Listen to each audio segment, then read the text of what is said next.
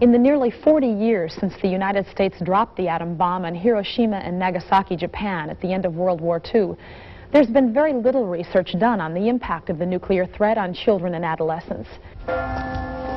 Psychiatrists at Harvard and Yale universities and doctors from the International Physicians for the Prevention of Nuclear War began research on American youth in 1978. In 1982, they expanded their studies to include the children of the Soviet Union. Several doctors in Boston, Massachusetts have been leaders in the early stages of this research, including psychiatrist Dr. Eric Shivian. A substantial proportion of young people in this country and other countries that have been looked at know about nuclear weapons, think about nuclear weapons, and many of them are very concerned that there will be a nuclear war in their lifetime. There's something deep down inside me that knows that someday it could all end. I'm afraid that they're just gonna, one day something's gonna happen, and it's just gonna trigger a whole nuclear war. I don't know, it just seems that it's just going down. This generation is the last, and one day it will be a nuclear war sooner than most people think. It makes you sort of scared to live because any second, it could happen, and then you just be gone. It'd be so quick. You never know when it'll happen. It'd just be so quick. I think that the government is doing a pretty bad job, because if they were doing a splendid job, I don't think anyone would have the fright of a nuclear war or anything of that sort. I think that if we were doing such a good job, there wouldn't even be a thing as nuclear missiles. We have a record number of nuclear warheads all over the world, especially in the U.S. We have many, many nuclear weapons, and there's going to be a time, ultimately, when we're going to use them, okay?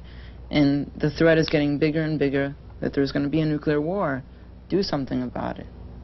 It's hard to put a finger on just how big the nuclear might of the superpowers really is, but there are some estimates to go on.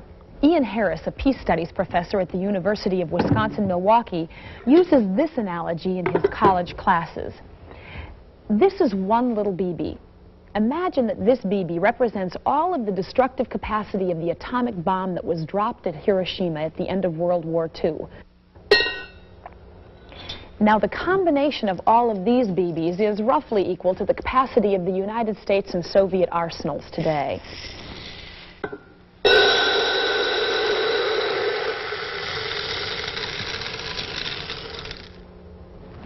That's about 6,000 World War IIs, or 18,000 megatons.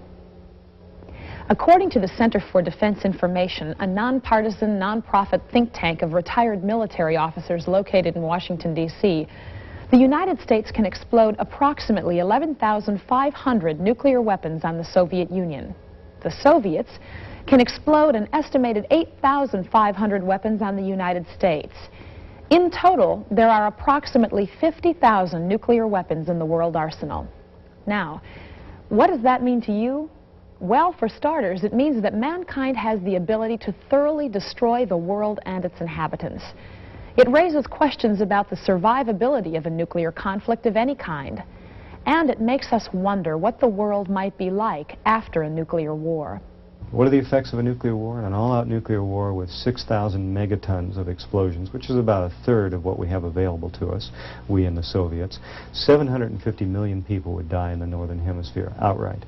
Another 340 million people would be so seriously injured that they would die within 30 days.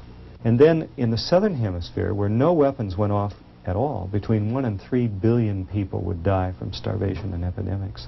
Thinking about a 1 megaton weapon going off, and a 1 megaton weapon is fairly average size in our nuclear arsenals, the first effect from that weapon is the heat effect. The explosion itself, if it's a ground burst, creates a crater that's about 3/4 of a mile across, some 300-400 feet deep.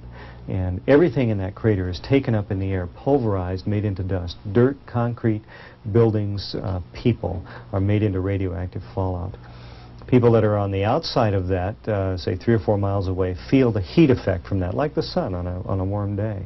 And that heat effect causes 2nd and 3rd degree burns on exposed skin. It sets your clothes on fire. And so those people, before they feel anything else, get that burn. Many of the people in Hiroshima and Nagasaki were simply vaporized. They disappeared. We don't know how many people were killed there because of that. There were a lot of Korean workers there who simply disappeared. The second effect is the blast effect. At 3 or 4 miles from a 1 megaton explosion, there would be winds of 300 to 400 miles an hour. That simply breaks apart frame buildings. It sweeps floors out of concrete reinforced buildings, blows many of them down. And it doesn't take any genius to know that objects flying at 300 or 400 miles an hour, even 200 miles an hour, hitting you don't do you any good. Many of the people in Hiroshima and Nagasaki died of broken bones, of contusions, etc., skull fractures from flying objects. And the third effect is radiation. It's immediate in terms of the immediate effect from the blast, and then it comes later on from fallout. When people die, about half the population will die of a dose of 400 to 500 rads of radiation. That's half the population between the ages of 20 and 40 who are in good health. If you're a young child or an older folks who are not in good health, it takes much less radiation. And then if you have other injuries, like you have a broken bone or you have burns, it takes much less radiation to kill you. And radiation poisoning is not a pleasant way to die. People bleed from their gums, from their noses, from their genitourinary systems. They have bloody diarrhea and vomiting. They die from infections because the immune system is destroyed. And again, if there are other injuries along with it, it takes much less. And there's no way to distinguish between those who have a lethal dose of radiation and have symptoms from that from those who have a sublethal dose of radiation, whom we may be able to help medically. The horror of nuclear war not only is the fact that it's mass killing, but even a bigger horror might be to survive, because there's just, I mean, all surviving will be, all it means in a nuclear war is that you will live a little longer and you're going to die a more painful death than someone who got vaporized. The nuclear bombing of Hiroshima and Nagasaki, Japan, are the only